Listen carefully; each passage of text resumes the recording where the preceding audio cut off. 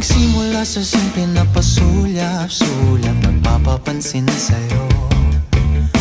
Umabot sa palitan ng mga mensahe, kilig na kilig ako.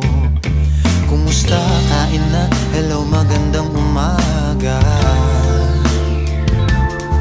Ingat ka, pahinga, huwag kang masyadong magpupuyat pa. Naramdaman ng puso na dahan-dahan na pag nahuhulog sa'yo. Sa kada araw natin na pag-uusap, meron nang